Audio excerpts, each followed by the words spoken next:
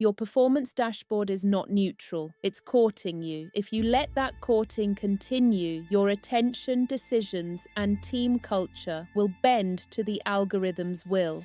The consequence: you lead to serve a metric, not a mission. In the next 20 minutes, I'll show you exactly how those algorithmic trauma bonds form, how to dismantle them with a practical, sustainable strategic intelligence (SSQ) method, and the leadership moves grounded in high EEQ that restore human agency. If you want templates and the SSQ audit checklist, hit like and subscribe. I'll drop the download in the description. We treat software like a neutral assistant. We praise dashboards that tell us the truth. Yet modern predictive systems do not simply report.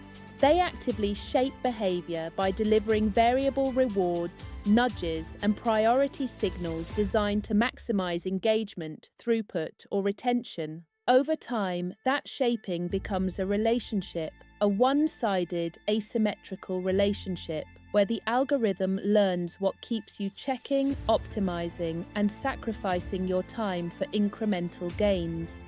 This is not metaphor. The same learning rules that make us bond to people, intermittent reinforcement, reward prediction error, and conditioned attention, are wired into modern models and platforms. A system that rewards certain behaviors unpredictably can generate compulsive checking, tactical short-termism, and an erosion of strategic autonomy.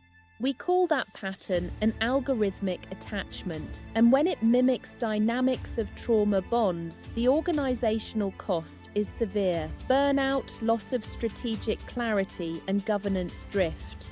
Two strands explain why this happens. First, the human neurobiology of reward, and second, deliberate product design. On the neurobiology side, dopamine circuits encode reward prediction error. When an outcome is better than expected, dopamine fires. When worse, it dips. This prediction error signal is the engine of learning. It sharpens attention and builds habits. In simplest terms, surprise rewards teach brains what to expect next. On the design side, product architects use intermittent reinforcement and variable rewards, the same psychological principle B.F. Skinner described in operant conditioning. When an app or an internal dashboard occasionally surfaces an unusually flattering metric, or when a notification sometimes signals an urgent opportunity and sometimes noise, the worker's attention becomes tuned to the system's cadence. The result is behavior shaped to the algorithm, not the strategy. At scale, this generates a feedback loop: system nudges, human action, labeled data, strengthened model nudges. Without governance, that loop can become a form of organizational conditioning. Trauma bond is a clinical metaphor describing intense attachments formed via cycles of threat and relief. Applied here, it means a repeated cycle where an automated system alternates pressure and relief. Three characteristics distinguish these bonds: intermittent reward, where the metric is unpredictably reinforcing; agency erosion, where people defer decisions to the system; and identity shift, where success becomes tethered to machine validation.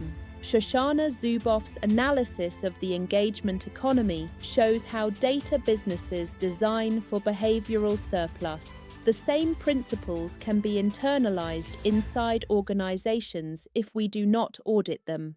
Empirical research on algorithmic management and workplace automation documents how opaque rules and nudges shift worker behavior and accountability.